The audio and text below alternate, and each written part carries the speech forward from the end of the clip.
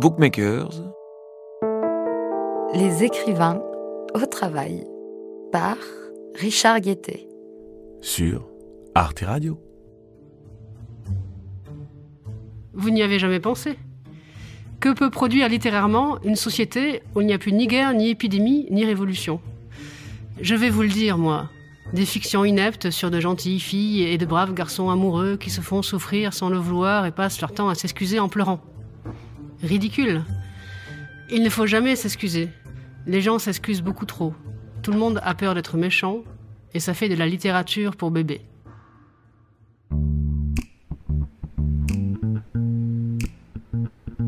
Réveillez-vous. Dès les 2 premiers mots de la cote 400, son très bref premier roman publié en 2010 aux éditions Les Allusifs et traduit en 5 langues, Sophie d'Ivry annonçait la couleur. Elle allait nous secouer. Originaire de Montpellier, diplômée de l'École supérieure de journalisme de Lille, cette catho de gauche de 42 ans a d'abord musclé ses convictions écologiques anticapitalistes dans les colonnes du journal La Décroissance à Lyon, avant d'être dévorée par le désir d'écrire. Consciente que le roman est, selon les mots de Virginia Woolf, la plus indépendante, la plus élastique et la plus prodigieuse des formes littéraires, cette trentenaire qui déteste les voitures a mis le turbo et signé 8 livres en 10 ans.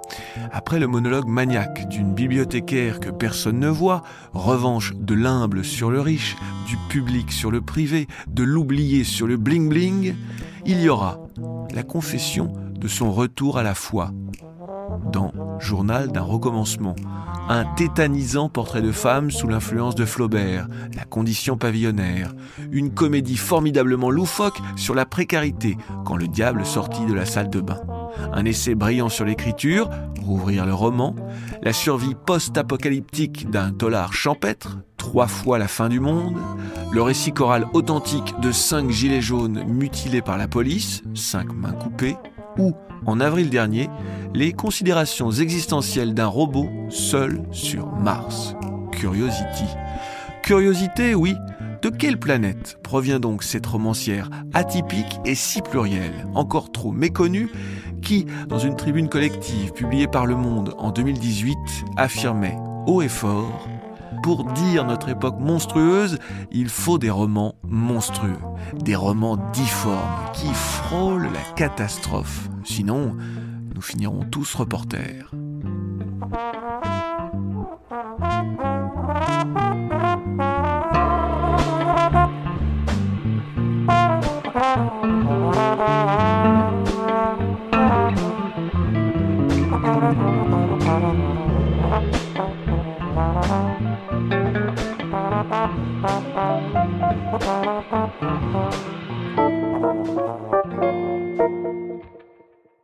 Bonjour Sophie d'Ivry. Bonjour Richard. Pour commencer, une question simple en apparence à laquelle je vous conseille de répondre sans trop réfléchir. Quel est le mot qui correspond le mieux, selon vous, à votre œuvre, à votre univers littéraire? Un seul mot. Liberté. Parce que je me donne la liberté de faire des choses différentes. Écrire, c'est pas vraiment un exercice de liberté. C'est un exercice de créativité. Mais c'est très contraint. Et le mot qui revient trop souvent, celui que vous chassez, que vous coupez à chaque fois?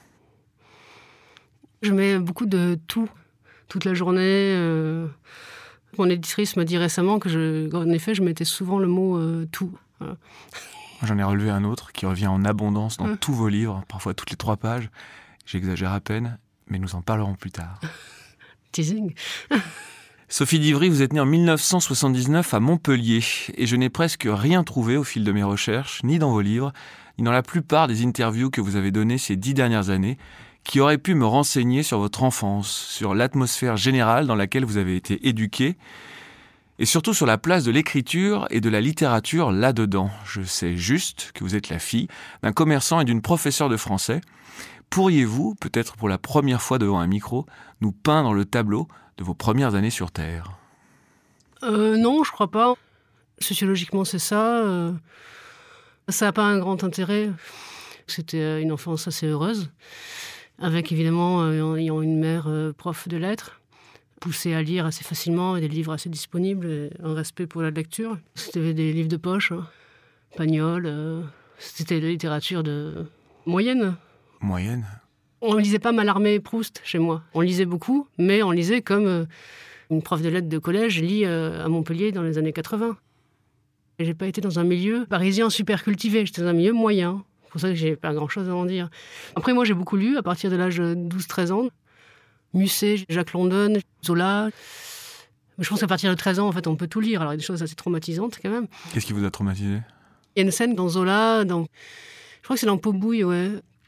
Et il y a une bonne, quoi, qui vit dans le dernier étage de l'immeuble, qui accouche toute seule dans sa chambre de bonne, et c'est vraiment une scène horrible, comme c'est les faire Zola. Je ne sais pas si elle met le bébé à la poubelle ou pas, mais il y a du sang partout, et puis non, elle doit le mettre le bébé dans la rue. J'avais 13 ans, donc toutes les choses autour de la sexualité, c'était pas du tout abordé. Mais en même temps, quand on lit ça, on apprend la vie. Mais après, bon, j'ai lu Guerre et Paix aussi au même âge, et puis c'était extraordinaire. En plus, je lisais tout. Maintenant, je ferais plus ça. Tous les passages sur la guerre, là, Brodine et tout ça, je sauterais les pages. Mais à l'époque, quand on commence à lire, on lit tout. Ouais, je lisais beaucoup, beaucoup, beaucoup, beaucoup. C'est une manière de m'évader, sans doute. Et beaucoup d'enfants, quand ils se mettent à lire, c'est de l'ordre de la dévoration. Et moi, j'étais quand même dans cet espace-là de lecture, comme vivre une double vie. Et après, du coup, naturellement, j'ai voulu devenir écrivain. Quel lecteur était votre père ou est votre père? Non, vous ne m'aurez pas à ce jeu-là. Moi, les trucs, maman, papa, tout ça, ça ne m'intéresse pas. Vous n'avez rien transmis sur la littérature et l'écriture? C'est pas ça, je ne veux pas parler de mes parents, en fait. Ok. On a tellement l'habitude d'avoir des discours sur soi. Je viens de là, j'ai fait ça grâce à ça. Je ne veux pas avoir un discours sur moi, quoi. Si j'en suis arrivée là parce que... Et je pourrais vous expliquer tout mon parcours de manière assez déterministe. Pour moi, tout ça, c'est trop égotique. Moi, je suis dans l'action. J'étais très bonne à l'école, depuis le CE1, CE2, toutes mes rédactions. Enfin, en même temps, c'est normal, la fille de prof dans une classe, elle a toujours des rédactions meilleures que la fille d'ouvrière. Est-ce que vous vous souvenez de vos premiers écrits? Des rédactions, des romans inachevés, des poèmes d'amour impossibles, un possible journal intime, j'en sais rien. Des trucs inavouables. Je tenais un journal, à partir de 10 ans, mais c'était vraiment une cochonnerie. Un truc vraiment de gamine, quoi. Avec le cadenas et tout ça? Oui, un cadenas, des stickers, des copines qui écrivent des mots. Je suis retombée récemment sur mon journal entre 15 et 19 ans. Je l'ai regardé parce que du coup, ça me dit, il y avait une période où j'étais anorexique pendant un mois. Apparemment, c'est marrant, pas du tout. Alors j'avais mis 3 ans pour récupérer cette connerie. Il y a des moments où je pars en Italie avec mes parents, comme ça, en tourisme, je le raconte pas. Alors qu'en fait, c'était génial. Mais même moi, je supporte pas de lire ça. J'ai de la répugnance pour ce genre de choses. Ça m'intéresse pas de me regarder le nombril, en fait, physiquement. Et vous racontiez quoi, alors? Je racontais que je voulais écrire, quoi. Mais que je n'écrivais pas. Et parce que j'avais rien à dire, je pense. Alors, si. Oui, je me rappelle une fois, j'avais écrit des poèmes, et puis ma mère avait rangé ma chambre, et puis on les avait perdus. Mais j'écrivais pas. Donc j'avais des débuts, des idées comme ça. Je me souviens plus, à la rigueur, d'un devoir que j'avais rendu en première L, sur Racine, où j'avais passé tout le week-end à travailler sur une scène de Racine, tellement j'étais passionnée. J'avais eu une super note, évidemment. Quelle scène? C'était dans Phèdre. Innocente à mes yeux, je m'excuse moi-même, et que du fol amour qui trouble ma raison. Enfin bref, voilà, là je suis émue parce que réciter les poésies, je le fais toute seule à la piscine. À la piscine? Quand je vais à la piscine, je me récite des poésies. Mais sur le chemin ou dans l'eau? Dans l'eau. Au bout d'un moment, à la piscine, on s'ennuie quand même. Faut être poli. Donc au bout d'un moment, je me récite des poésies. Mais quand on nage, vous avalez pas de l'eau en récitant? Non, mais je ne les récite pas à haute voix, je les récite dans ma tête, Richard Guettet. Avez-vous quelques points communs avec l'adolescente que l'on entrevoit dans votre roman La condition pavillonnaire, celle qui écrit à ses copines des lettres particulièrement touchantes? J'écrivais des lettres à 2 copines qui étaient éloignées, qui étaient à Paris, en fait. L'amitié qu'il y a entre l'héroïne de La condition pavillonnaire et Chloé est quelque chose que j'ai vécu avec des filles de mon âge. Pour moi, l'amitié, c'est quelque chose de très important. Quand on devient écrivain, c'est pas facile, quand même. Enfin, à moins qu'en effet, dans certaines familles, on lit Mallarmé, c'est possible que votre enfant devienne écrivain. Mais moi, c'était pas possible. C'est juste que mes parents m'ont dit, non, mais c'est pas un métier. Ce qui est vrai, ce n'est pas un métier. C'est quoi? C'est pas un métier? C'est une activité. Un passe-temps? Non, c'est un travail, mais ce n'est pas un métier. Je ne touche pas le chômage, par exemple. Ah oui.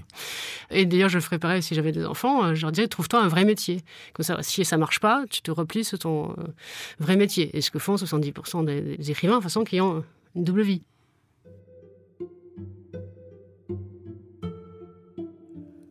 Quand j'étais adolescente, j'avais l'impression que tout le 19e siècle vivait dans des salons et des théâtres, et que personne ne travaillait à autre chose qu'à prendre le thé en faisant de l'esprit. Alors, pour les plus sensibles d'entre nous, savoir que le monde va mal, que les inégalités se creusent, et rester dans sa mansarde à se torturer sur la place de ses virgules, ce n'est pas possible. Tôt ou tard, ça nous démange. La culpabilité. L'écrivain se sent coupable d'être inutile, inactif, improductif, oisif, entretenu, coupable d'écrire dans la langue des dominants, dans celle des colonisateurs, coupable d'être passé de l'autre côté, coupable de trahir les valeurs des siens, coupable d'être fasciné par des enfantillages, coupable de jouir de fins plaisirs, alors que l'injustice, la guerre, la famine, etc. Sophie d'Ivry, Rouvrir le roman. Au cours de vos études, un peu plus tard, vous lirez des gens très engagés, l'écrivain soviétique révolutionnaire proche de Lénine, Maxime Gorky, ou l'afro-américain Richard Wright, qui vous ont ému et ont contribué à faire de vous, je vous cite encore, une femme de gauche, c'est bien ça ? Non, moi je pense que je suis une femme de gauche parce que j'étais émue au scoutisme protestant. Quand on apprend à un enfant à l'âge de 8 ans à se mettre en groupe à 30 ou même à 6 et à dire on va définir des règles de vie, tout est autogéré en fait. Puis la sobriété de vie aussi, une casserole, un feu de camp, un heureux, tout ça, ça pose des choses évidemment très importantes en termes de socialisation pour après devenir ou écolo ou de gauche. Et du coup, au niveau de la participation démocratique, quand on demande à un enfant de 12 ans, bon, maintenant on fait les règles de camp ensemble, c'est pas le chef qui arrive et qui dit voilà, ça va se passer comme ça. Au bout de 3 jours de camp, en fait, on demande aux enfants, bon, maintenant, quelles sont les règles ? Ils se sont assez disputés depuis 3 jours pour savoir qu'il faut des règles et ça marche très bien. Chacun, on détermine ensemble à quelle heure il faut se coucher, c'est mieux de ne pas insulter les copains, c'est mieux pas de se frapper, tout ça. Mais c'est un apprentissage super de la démocratie et puis de la débrouille et tout ça. Dans votre deuxième livre, Journal d'un recommencement, publié à 34 ans, bref récit qui raconte, et ce n'est pas banal à cet âge, votre retour dans l'Église catholique, je constate que la foi, la liturgie, les rituels étaient déjà très présents dans votre enfance. Votre père était si compétent en la matière qu'il pourrait en remontrer théologiquement à certains prêtres. Pour votre première communion, on vous offre un exemplaire de poche du Nouveau Testament qui ne vous a jamais quitté, même les années où vous étiez athée. Qu'est-ce que cet imaginaire biblique, ces textes sacrés, ont déposé en vous, à votre avis, pour l'écrivaine que vous êtes devenue ? Mon père était catholique et ma mère était de famille protestante. Mais pour elle, la religion avait beaucoup moins d'importance que pour la famille de mon père, qui de toute façon déjà avait eu du mal à avaler leur mariage. On a été éduqués plutôt dans la foi catholique, mais assez cool. Hein. Le catéchisme des années 80, c'était on réfléchit à qu'est-ce que c'est être gentil, s'aimer les uns les autres. C'est plutôt un moment où en dehors de l'école, on peut réfléchir à des choses philosophiques. J'ai pas un mauvais souvenir, quoi. Comme beaucoup de gens, à 13 ans, j'ai tout rejeté de la religion et j'y suis revenue à 27 ans environ. C'est ce qu'on appelle un recommencement. Mais dans le journal de recommencement, en effet, c'est le seul bouquin qui est assez proche d'une autofiction. C'est un peu un adieu à l'autofiction.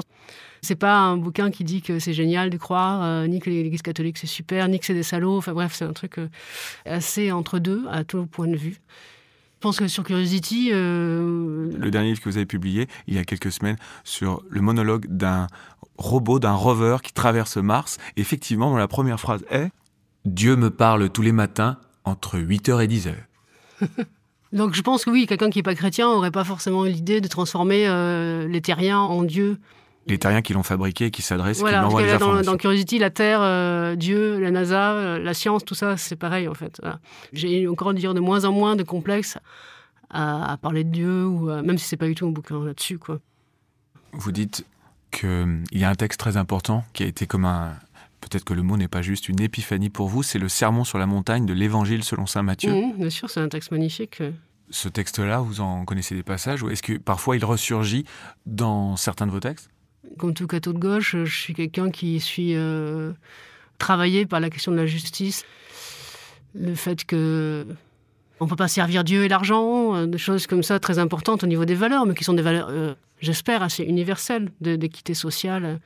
Dans le discours social de l'Église, les pauvres sont les premiers au paradis. Les pauvres sont le Christ. Donc c'est une inversion totale des valeurs de la société de consommation comme des valeurs de la réussite sociale.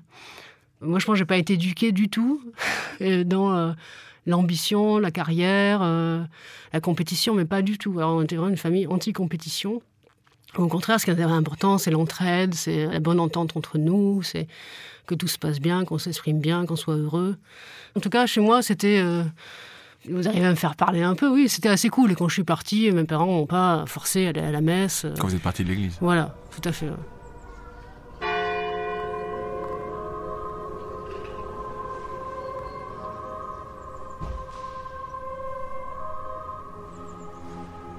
Devenir athée l'a rendue fière. Redevenir chrétienne l'a rendue humble. Elle parle très rarement de théologie. Elle préfère être assise dans les premiers rangs d'une église. Les catholiques l'attirent de loin, mais souvent l'ennuient de près. Elle est agacée quand on traite les prêtres de pédophiles, mais elle ne s'énerve pas. Le jour de Pâques, elle est parfois si heureuse qu'elle a envie d'embrasser tout le monde. Elle a pratiqué pendant plusieurs années la méditation zen. Elle pense que Dieu est un nom qu'on peut mettre sur ce qui travaille et constitue la conscience de chacun, et qu'en ce sens, un Dieu autonome extérieur n'existe pas. Elle a lu 2 encycliques de Benoît XVI. Quand son médecin lui a dit qu'il était chrétien, elle s'est sentie davantage en sécurité. Elle n'appelle pas son curé « mon père » ni un évêque « monseigneur », de même qu'elle n'appellera pas un notaire « maître ». Aller à la messe a accru en elle le sentiment de compassion. Elle est pour l'ordination des hommes mariés et pour le droit à l'avortement. Elle ne croit pas en l'Immaculée Conception, elle ne prie pas le soir, elle ne prie pas le matin. À sa mort, elle voudrait être mise en terre.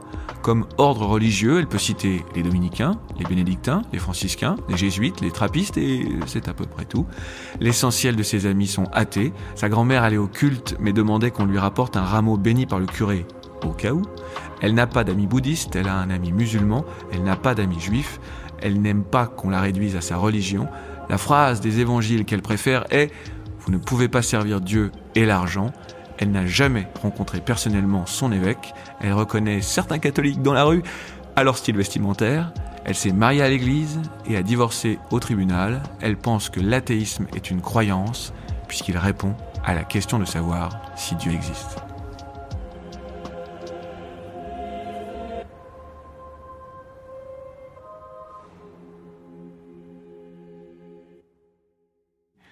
Toujours dans ce livre, Journal d'un recommencement, publié en 2013, vous écrivez « Oui, j'y crois. En tout cas, je ne peux pas dire que je n'y crois pas. C'est fou quand j'y pense. Christ est ressuscité. » En lisant ces simples lignes, je me suis souvenu de l'ouvrage d'Emmanuel Carrère, Le Royaume, quand il explique, je résume à gros traits, que les croyants me pardonnent, que ce qui a permis au christianisme d'emporter le morceau par rapport aux autres communautés religieuses de cette époque à cet endroit du monde, c'est une idée que les autres communautés n'ont pas eue. Cet homme, Jésus, était mort et peu après, il ne l'était plus. On pouvait ressusciter. Il y avait une vie après la mort. Cette secte s'est donc imposée en religion par le génie de son tour de force narratif, par la singularité de son histoire, par l'originalité de sa fiction, par son coup de théâtre, sa science du rebondissement. Est-ce que vous y pensez parfois ? Que le christianisme est une fiction qui a réussi. Tous les mythes font appel à des fictions. Voilà. Moi, j'ai fait à peu près le contraire de ce qu'a fait Carrère. Je raconte que des églises vides où il y a des vieilles qui chantent en faisant dérailler dans les aigus, c'est horrible. On a froid, on n'a pas d'argent pour payer le chauffage. C'est ça l'église aujourd'hui. Dans 30 ans, il n'y a plus rien. Hein. Il y a un curé pour 15 clochers. Quand moi je rentre, des fois un dimanche l'été, je fais 42 ans bientôt et je fais chuter la moyenne d'âge, un truc de dingue. Donc c'est la fin, hein, vous inquiétez pas. Hein, de toute façon, la société de consommation a gagné. Hein. Mais ce que j'ai voulu dire dans le journal de recommencement... c'est qu'est-ce que pratiquer ? Qu'est-ce que c'est aller à l'église, s'asseoir, chanter, alors qu'on n'y gagne rien, on ne s'amuse pas, on n'apprend pas grand-chose. Enfin, vraiment, c'est quelque chose qui n'a aucun sens dans la société de loisirs dans laquelle on est, ni même intellectuellement. Hein. Donc, c'est la pratique, en fait, que j'ai décrite. Avec les mots d'une femme, justement, née dans les années 80. Et pas quelqu'un qui a fait de la théo ou quelqu'un qui est toujours né dans une famille catho, serre-tête. C'est juste... Qu'est-ce qui se passe quand tout à coup je me sens bien au milieu de mes corréligionnaires ? Qu'est-ce que ça veut dire physiquement, corporellement ? Qu'est-ce que ça m'apporte ? Qu'est-ce que ça veut dire être apaisé ? Et ça, je trouve ça vachement intéressant anthropologiquement. À quel moment ça se précise votre certitude que vous serez un jour écrivaine ? En première aile, j'étais juste hyper littéraire, quoi. Vous le disiez à vos copains, copines ? Certaines, ouais. Celles avec qui j'avais des correspondances épistolaires classiques avec des timbres à la poste et tout ça. Des temps où le timbre ne valait pas aussi cher qu'une baguette de pain. Vous faites des études de lettres, c'est ça, après le bac? Je fais une année d'Hippocagne, à Lyon, au lycée Herriot. C'est ce qui vous fait quitter Montpellier? Ouais, mais je voulais absolument quitter chez mes parents. Parce que j'étais C'était pas Montpellier, chez vos parents? Non, c'est à côté de Montpellier.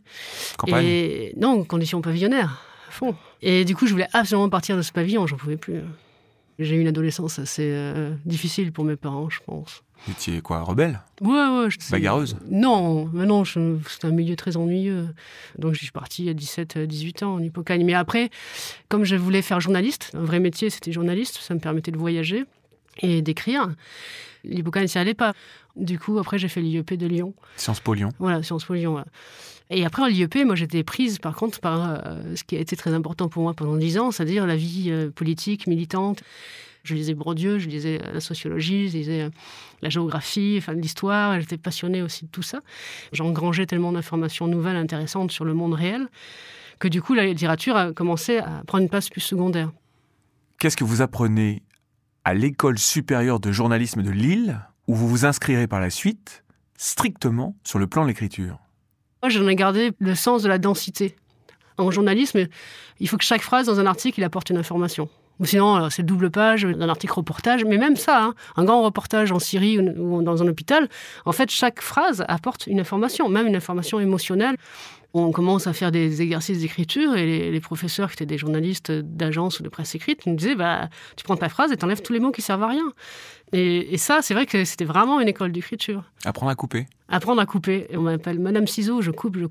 Chaque fois, je voudrais faire des bouquins qui font 400 pages et puis j'en finis. Là, le dernier, c'est terrifiant et j'ai mis 1 an et demi à écrire 40 pages. Quoi. Je préfère ne pas me payer de mots. Voilà. Je suis plutôt dans densifier la phrase, densifier les émotions. Si on densifie en peu de mots, quand on le lit, en fait, c'est comme si on ouvrait la phrase et qu'elle se déploie et que ça décharge du parfum, en quelque sorte. La phrase explose quand vous la lisez.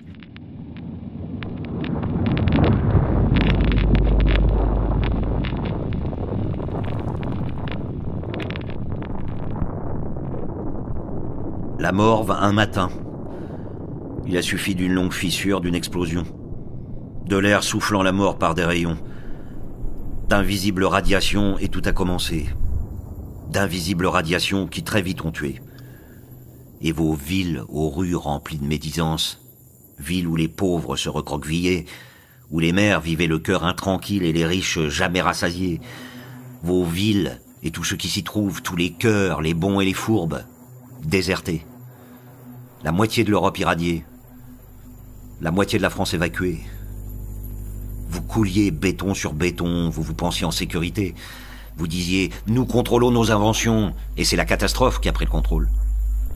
Vous disiez, nous maîtrisons le danger, et le danger est venu d'un autre côté. Ce cauchemar, ceux qui sont debout regardent le ciel, soupirent et tombent. Les cris des nourrissons sur les quais de gare, il n'y a plus d'entraide, et tout est dévasté. Que trouvera-t-on dans vos maisons quand on aura retiré la vie? Électrique. Que restera-t-il des disputes conjugales et de vos maladies chroniques? De toute cette rapacité?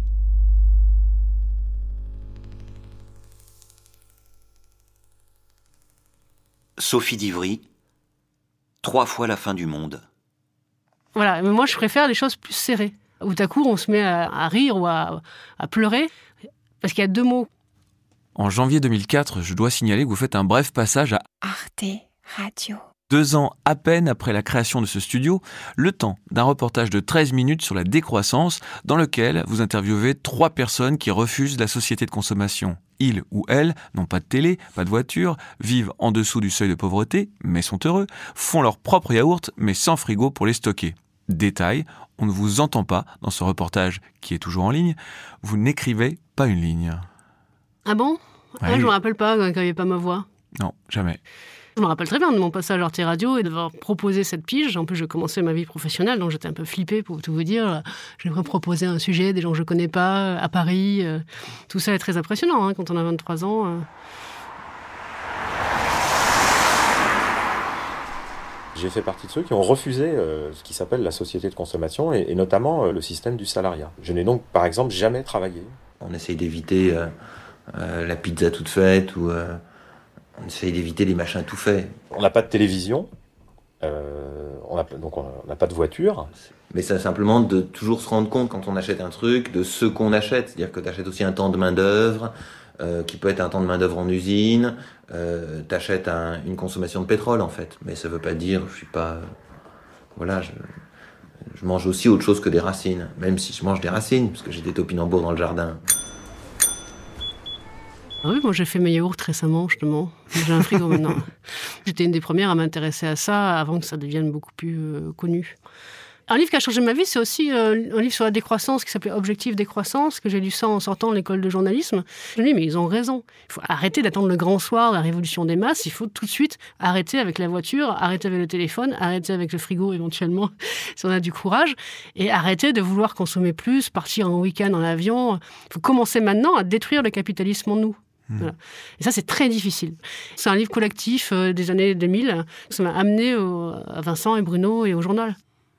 Vous allez rejoindre peu après, toujours en 2004, un mensuel intitulé La Décroissance qui a été fondé par Vincent Chenet et Bruno Clémentin, où vous travaillerez jusqu'en 2010. Le journal est basé à Lyon, c'est un journal d'écologie politique, sous-titré « Le journal de la joie de vivre et des objecteurs de croissance ». Il est présent dans 10 pays et toujours actif.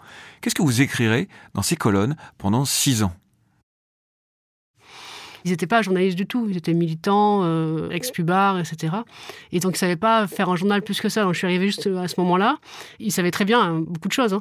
Mais il fallait quand même structurer une rédaction dans le sens, voilà, tu demandes un article, après on le reçoit, on le relit, on le renvoie. Et du coup, en ayant fait ce reportage Arte Radio, j'avais fait leur connaissance, ils cherchaient une journaliste. Moi, évidemment, j'étais emballée par ce mouvement d'idées qui était à la fois internationaliste, pacifique et sobre. Assez violemment critique de la pub, de la société de consommation, de la voiture. Maintenant, beaucoup de ces idées-là se sont transformées et ont acquis une crédibilité. Mais à l'époque, on l'a vu comme des huluberlus et des réactionnaires, des Amish, et tout ça. Ouais. On était une petite équipe et j'ai vraiment tout fait. C'est-à-dire, on faisait la conférence de rédaction, moi, je faisais des reportages, mais je relisais les articles, je faisais le secrétariat de rédaction, et puis on décidait de tout à peu près ensemble. On allait même à l'imprimerie, puis on envoyait nous-mêmes pour pas que ça soit sous plastique. Et du coup, c'est vachement intéressant, professionnellement, comme ça, de vraiment dominer, en fait, ce qu'on produit. On se présentait aux élections, on faisait des meetings, on faisait des marches pour la décroissance. Enfin, c'était le truc branché à l'époque. Hein. Maintenant, c'est plutôt Extinction Rebellion. Je sais plus quel écrivain dit, hein, la vie, c'est un bon combat avec des bons copains. Mais là, c'était des années entières de ça. Civiquement, c'est super intéressant. En plus, on a fait des choses, maintenant on sera en prison. Vincent et Bruno, ils ont sauté sur des Formule 1 en centre-ville de Lyon, en empêchant pratiquement un rallye. Il y avait des Formule 1 en centre-ville de Lyon ? Ouais, ce crétin de Gérard Collomb a voulu faire tourner des Formule 1 à l'intérieur de Lyon, quoi. Ah, ouais. Vous voyez le niveau d'automobile dans la tête, quoi. Vincent a dit, mais enfin, c'est chez nous, c'est chez Casseur de Pub, Lyon, on va lui pourrir son après-midi. Et en effet, ils ont sauté sur la piste juste avant que les voitures, ça faisait vroom vroom partout, ils ont sauté. Je crois que toutes ces années-là, ça m'a laissé surtout une détestation foncière de l'automobile, en fait, que j'avais déjà avant, mais que j'ai très structurée intellectuellement. Et puis, un grand bonheur de vivre. J'étais très heureuse pendant ces années-là. C'est pour ça que c'est difficile après, parce qu'en tant qu'écrivain, on n'est pas forcément sûr de s'éclater tout de suite. Au bout d'un moment, intellectuellement, je trouvais ça trop dans l'action et pas assez dans la finesse. Surtout quand on devient écrivain, c'est tout le contraire du groupe et c'est tout le contraire de l'action. C'est le silence et la solitude. Bon, après, je suis partie aussi pour des raisons politiques. Au fond, je pense qu'on n'était pas d'accord sur un certain nombre de points, notamment des questions de société. Sur le féminisme, je pense qu'on n'aurait pas été d'accord très longtemps, ce genre de choses. Sophie Divry, vous vous êtes donc engagée un jour en tant que tête de liste pour les municipales à Lyon en 2008 pour le 1er arrondissement sur une liste nommée Audace au pluriel, acronyme d'alternative unitaire, démocratique, anticapitaliste, citoyenne, écologique et solidaire. Vous militiez notamment pour un arrondissement sans voiture avec davantage d'arbres, de bancs, de musées gratuits. Vous récolterez 13% des suffrages en 3e position derrière Gérard Collomb et l'UMP, 1324 voix, pas mal. Et vous avez dit un jour que tous les citoyens devraient s'engager au moins une fois pour une élection. Qu'est-ce que ça dit de l'autrice que vous allez devenir ? Est-ce que vous avez écrit beaucoup de discours, de tracts, seul, évidemment ? Non, je pense pas avoir écrit beaucoup de tracts et tout ça. C'est plutôt une expérience collective, encore une fois très sympa, surtout que là, ça s'était bien coordonné, parce qu'on était en effet en alliance de gauche. J'étais soutenu officiellement, c'est historique, par José Bové, Paul Ariès pour la décroissance, et Olivier Besancenot. Parce que là, j'ai failli être élu. Ça aurait changé ma vie, je pense, d'ailleurs. Peut-être que j'aurais continué dans ces cas dans la politique, dans le militantisme. Quand je suis devenu écrivain, ça a pris toute la place de manière assez violente, au fond. Violente? Bah oui.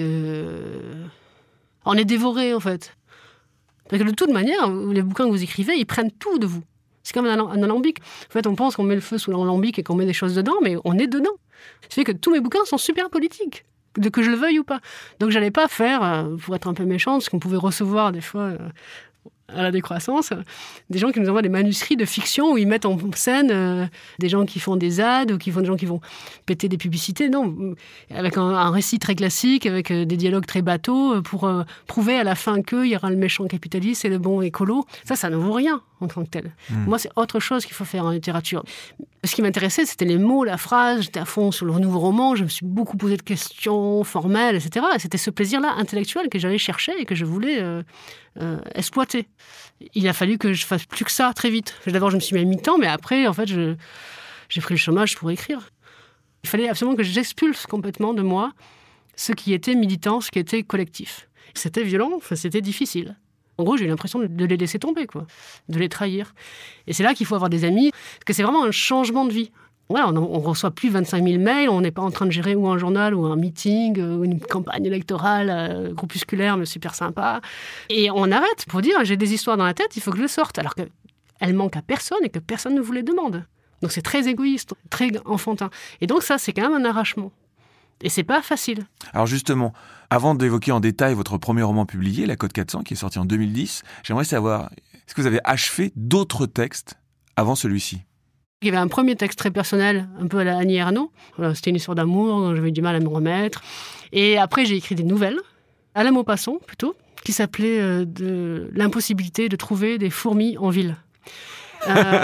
Fantastique. J'ai fait des concours de nouvelles. Ok, que vous avez remporté parfois ? J'en ai remporté un, ouais. Avec un texte qui parlait de quoi ? Qui parlait d'un pianiste qui se faisait séduire par son élève. Et c'était un truc assez érotique. À la fin, j'avais eu 5 ou 6 nouvelles. À l'époque, j'étais encore à mi-temps à la décroissance. Je l'ai envoyé à une trentaine d'éditeurs. C'est mon premier manuscrit. La Côte 400 sort en 2010 grâce à une maison d'édition québécoise, Les Allusifs, dirigée par une certaine Brigitte Bouchard, qui fut jusqu'à très récemment votre éditrice aux éditions Noir sur Blanc dans la collection Notabilia et qui est aujourd'hui votre agente littéraire. Pour paraphraser Christine Angot et son célèbre « Pourquoi le Brésil ?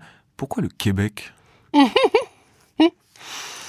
J'avais 29 ans, 30 ans, je l'ai envoyé à une trentaine d'éditeurs. Il y en a une qui m'a rappelé, c'était Brigitte Bouchard. Elle dit, tiens, c'est un manuscrit intéressant, il y a peut-être quelque chose. Et depuis, je travaille toujours avec elle. Elle n'est plus mon éditrice, Notabilia. Elle a quitté Notabilia et elle fonde son agence, Le Monde Charge. Et après, j'ai écrit La Côte 400 sous une forme théâtrale, avec des didascalies.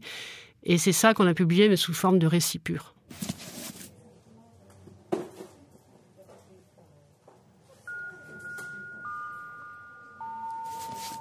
La bibliothèque est le lieu de la plus grande solidarité. L'humanité déprimante, l'humanité souffrante, la plus belle en somme, celle des pêcheurs, des chômeurs et des réfugiés climatiques, elle est là, autour de moi. Frappez, on vous ouvrira. Demandez, on vous servira. Quoi ? Vous ricanez ? Mince alors, pour une fois que j'étais sérieuse, je me suis encore laissée embarquer. Mais vous avez raison. Soyons plus clairs. Pour me faire bien comprendre, je vais vous dire qui, typiquement, n'entre jamais ici. L'homme blanc, riche, entre 35 et 50 ans. Pourquoi ? Parce qu'à cet âge, il fait partie des barbares dominants. Monsieur ne fréquente pas les infrastructures publiques. Jamais vous ne verrez monsieur dans un bus. Monsieur ne partage rien avec les autres. Monsieur possède. Cela fait longtemps que la madame de monsieur ne demande plus d'œufs à la voisine d'en face. Elle a eu pour la fête des mères un mixeur 3 vitesses. Et quand monsieur veut lire, monsieur achète ses livres.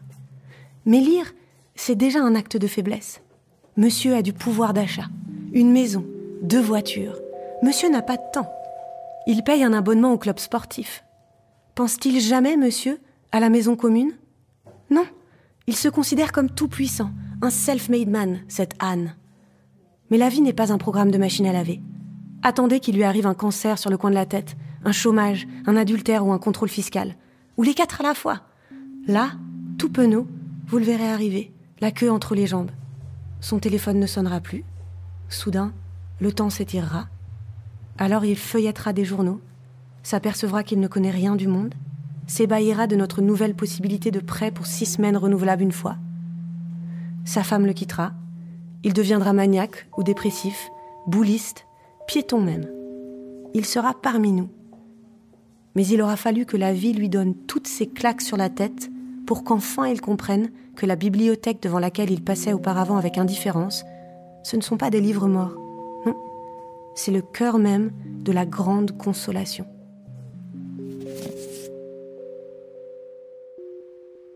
Sophie d'Ivry, La Cote 400. J'aimerais que vous nous disiez assez fort les 2 premiers mots de votre premier livre, La Cote 400. Réveillez-vous. Réveillez-vous, c'est ce que crie la narratrice, une vieille bibliothécaire plutôt maniaque et antipathique, responsable du rayon géographie que personne ne voit, à un usager qu'elle trouve endormi dans l'un de ses rayonnages, 1 heure avant l'ouverture de la Bibli, avant de lui raconter sa vie, ses angoisses, son ennui, son rythme de travail proche de la condition d'ouvrier, et le vertige d'une cote de classement vacante et les lecteurs qui n'apportent que du désordre.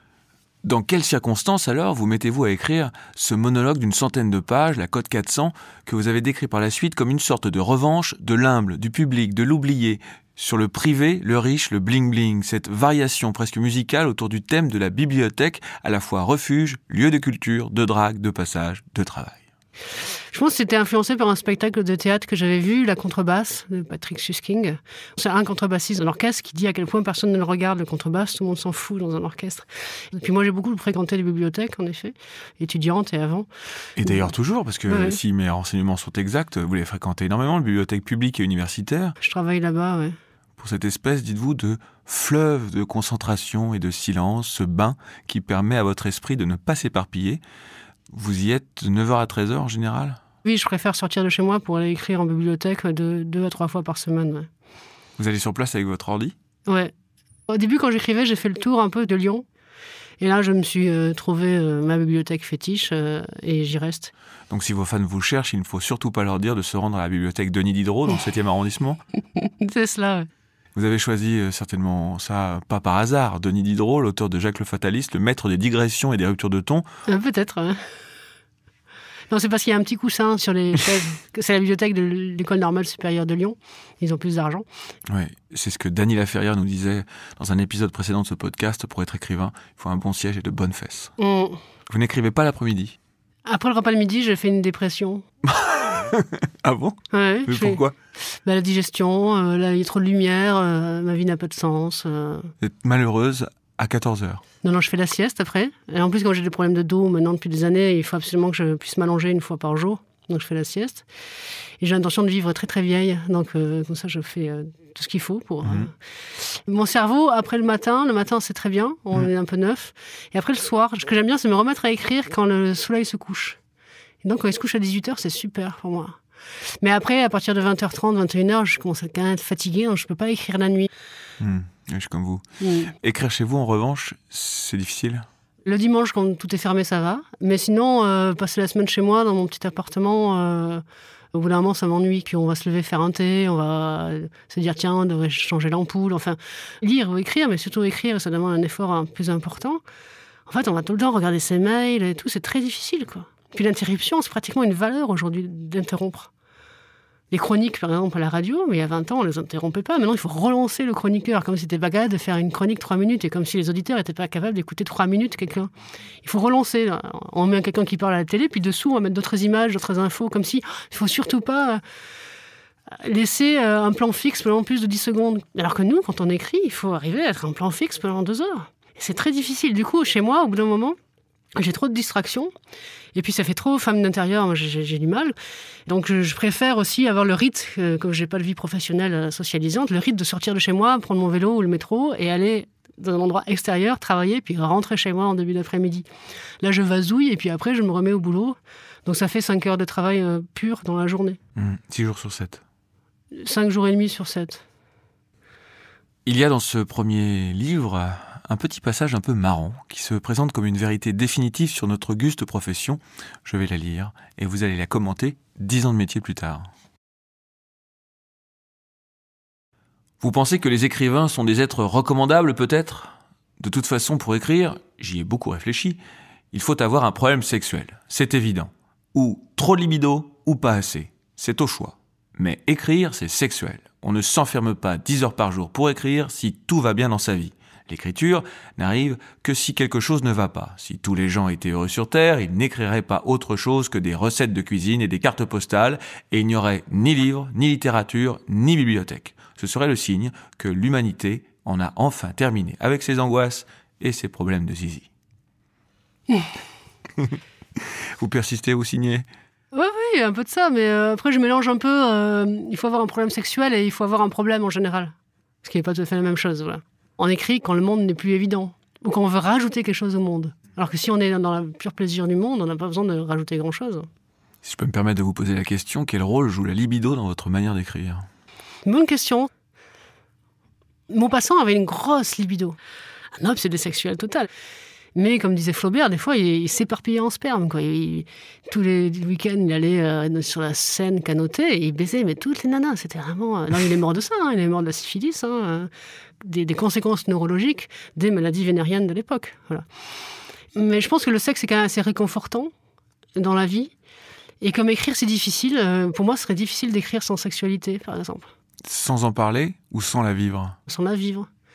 Je pourrais plus facilement écrire et qu'on me refuse mes bouquins et qu'on me publie pas. Mais écrire et pas faire l'amour, ce serait un peu dur, quoi. Après, il y a quelque chose de l'ordre de la pulsion vitale, en fait, qui est contrarié quand on écrit.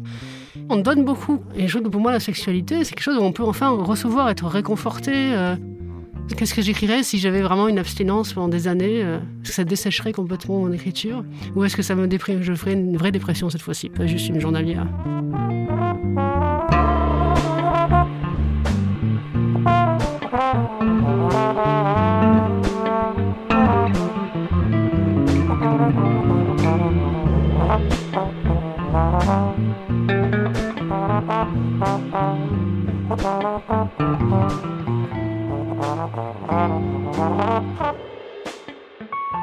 À suivre sur arteradio.com.